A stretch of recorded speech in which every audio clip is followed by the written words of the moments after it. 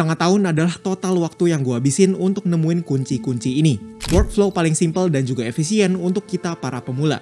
Buat kalian yang udah pernah coba nge-prom di Stable Diffusion, pasti waktu kalian terkuras dan jari kalian pegel karena otak-atik prom. Gua pun juga ngalamin hal yang sama. Tapi gue mikir, masa sih kita harus nge-prom manual terus kayak gini? Apa gak ada cara lain? Sampai di satu titik, gue nemu kunci yang tadi. Auto-prompting adalah nama yang gue pakai untuk mewakili proses ini. Kenapa kita nggak pakai AI untuk bikin prom AI? Pinterest adalah langkah pertama dari proses auto-prompting. Di sini kita akan cari referensi yang sesuai sama gambaran ide kita. Sebagai contoh, gue akan tulis astronaut. Terus cari gambar yang kira-kira selaras sama ide tadi. Kalau nggak nemu, coba pakai keyword yang lebih spesifik. Masih nggak ada? Coba kalian pakai ketiga alternatif ini dan ulang proses pencarian barusan.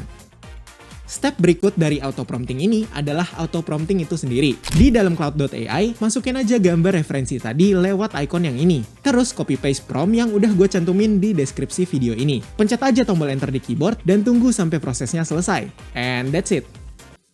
Dengan kedua langkah tadi, kita udah dapetin hasil generation yang lumayan bagus. Tapi, kita masih kelewatan satu hal. Kolom negatif promptnya masih kosong. Ada dua cara yang bisa kita ambil di sini. Di antara kita pakai teknik auto-prompting untuk bikin negatif prompt, atau lebih baik lagi, kita analisa beberapa detail yang burik di generationnya ini. Kalau di case gua, masalah utama yang ada di ketiga gambar ini adalah di bagian muka. Yang sebenarnya masalah ini muncul karena adanya kata highly detailed di positif promptnya. Tapi, gua nggak mau curang. Gua tidak akan otak-atik positif promptnya sama sekali. Jadi solusinya kita bisa langsung aja taruh kata bad looking helmet dan bad looking spacesuit. Dengan kedua perintah ini, Stable Diffusion akan ngerti kalau kita nggak mau hasil generation yang helmnya kelihatan jelek dan juga baju yang aneh. Masalah kedua yaitu ada di langitnya. Ya bisa kita lihat aja, masa pemandangannya ini terang tapi langitnya gelap? Yang bener aja. Nah untuk cara perbaikinnya samain aja kayak teknik tadi. Jadi langsung aja kita tulis permasalahan kita yaitu black sky. Yang terakhir biasanya gue tambahin lagi beberapa detail kayak bad pose, bad lighting, bad image quality, dan juga bad color. Sekarang kalau kalian mau pakai teknik auto prompting, sebenarnya kita udah nggak pakai website cloud.ai lagi. Melainkan kita akan pakai fitur yang namanya negative embeddings. Fitur ini bisa didapetin secara otomatis kalau kalian ikutin video cara install Stable Diffusion gue yang ada di atas kanan ini. Dengan kita klik di tab textual inversion, nanti akan ada banyak banget pilihan negative embeddings. Coba di sini kita pakai yang bad prompt, easy negative, sama epic negative. Terakhir kita klik di tombol generate dan ini dia hasilnya.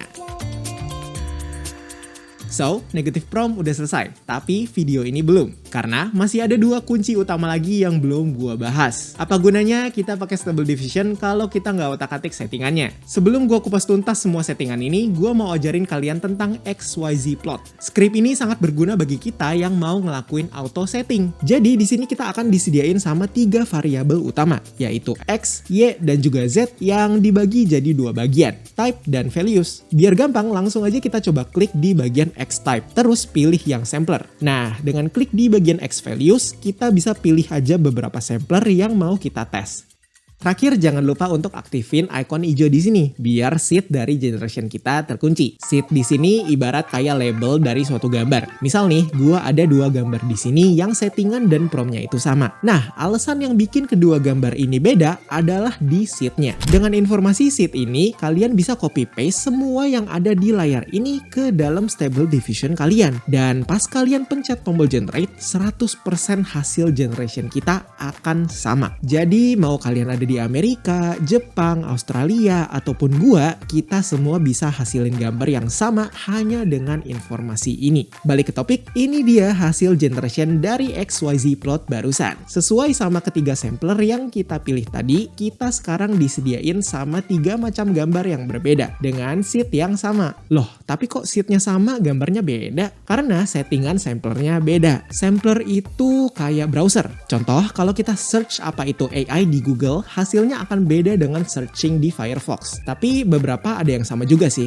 Nah, sama juga kayak sampler. Hasil yang pertama dan ketiga itu rada sama, tapi yang tengah itu beda total. Intinya, sampler-sampler ini punya otaknya masing-masing dalam mencerna prompt yang kita tulis. Sekarang kita tinggal pilih deh, kira-kira dari ketiga gambar ini sampler mana nih yang kita suka. Gua pribadi suka sama hasil yang terakhir sih. Jadinya gua akan ganti settingan sampling methodnya ke DPM++ SDE Keras. Oke, biar kalian lebih ngerti cara pakai XYZ plot, kita contohin pakai dua variabel nih sekarang. X type-nya jadi steps dan Y type-nya jadi CFG scale. Nah, bedanya sama yang tadi adalah kita bisa kontrol value-nya di sini secara manual. Misal kita coba ketik 20 sampai 25. Ini berarti kita akan suruh Stable Diffusion untuk generate dari steps 20 sampai ke steps 25. Atau enggak, kita juga bisa pakai format koma. Misalnya CFG scale 3,5,7. Kalau kalian pusing sama penjelasan gua, kita coba lihat aja hasil dari generation kali ini ya. Nah, sesuai sama yang barusan, kita kan tulis stepnya itu dengan format sampai, yaitu 20 sampai 25. Jadinya, Stable Diffusion bakalan kasih kita gambar dengan settingan steps 20, 21, 22, 23, 24, dan 25. Sedangkan di CFG scale-nya sendiri, tadi kita pakai format koma, yaitu 3,5,7. Untuk perbedaan steps dan CFG scale, kalian sebenarnya udah bisa lihat sih di gambar ini. Semakin tinggi steps, semakin detail gambar kita. Sedangkan semakin tinggi CFG scale akan semakin kontras gambarnya. Sama kayak tadi, kita tinggal pilih aja gambar yang menurut kita bagus di sini. Anehnya, dari sekian banyak pilihan di sini, gua masih suka sama settingan default di awal, yang steps 20 sama CFG scale 7. Oke, terakhir sesuaiin aja settingan yang kita suka, terus rubah scriptnya jadi none. Dan proses generation kita udah selesai nih. Tinggal satu masalah aja yang belum kita selesain. Kalau kalian perhatiin, kualitas dari gambar ini masih kurang jernih. Disinilah gua akan kasih kunci terakhir gua ke kalian.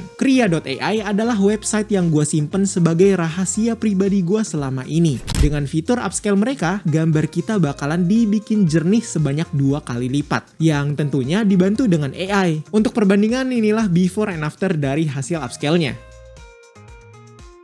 Sekarang kalian udah pegang 3 kunci yang gue bagiin tadi. Tapi semua ini akan sia-sia kalau kalian gak ngerti caranya dapetin kualitas terbaik di Stable Diffusion. Klik video ini untuk kalian yang memang mau belajar.